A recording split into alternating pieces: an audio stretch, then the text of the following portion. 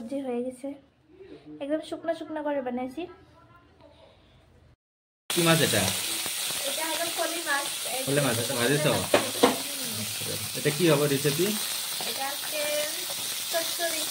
চচ্চড়ি কি দিয়া? শস্য দিয়া। আচ্ছা, এটা কি? এটা এরকম কাটছো কেন এটা? এটা আমি কাটি নাই। টমেটো না বিলাহি এটা?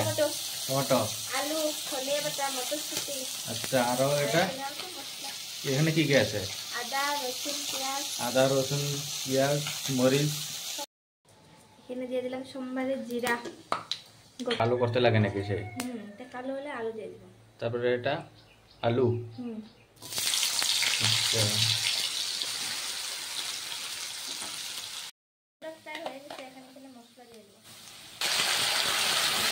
এটাকে কতক্ষণ ফ্রাই করতে?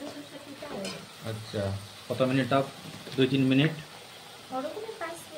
এখানে কি কি অ্যাড করা আছে? হলুদ পাউডার, হলুদ পাউডার, এটা লবণ দিয়ে দিব। লবণ। আচ্ছা, এখানে সব আদা, রসুন, পেঁয়াজ সব অ্যাড করা আছে? সব বাটা আছে। সব বাটা আছে, জিরা টিরা সব এখানে দেওয়া আছে না? তো এটা ফ্রাই হয়ে গেছে? হাফ ফ্রাই হয়েছে, বেশি মানে হাফ ফ্রাই। মটরশুঁটি দিয়ে দিব। এখানে মটরশুঁটি অ্যাড করব এখন। তারপরে এটা বিলাহি মানে টমেটো। আচ্ছা, তারপরে এটাকে আর কত মিনিটের জন্য ফ্রাই করতে লাগে? আরো 5 মিনিট মানে ফ্রাই করলে হবে। আরো 5 মিনিট।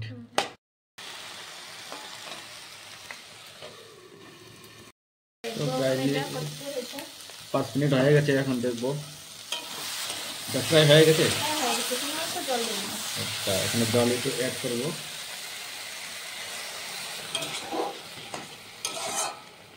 দেখি কি কি কয় চচ্চড়ি, শুকনা চচ্চড়ি। এখন দিয়ে দিব মাছ। মাছগুলোর ভিতরে একটু মশলা ঢুকবো, আগে দিতে লাগবো। পুঁটি মাছ ছিল অল্প অল্প, পুঁটি মাছ দিয়ে দিব। 5-6 মিনিটের জন্য আর এখন ঢাকা রেখে দিবে এটা।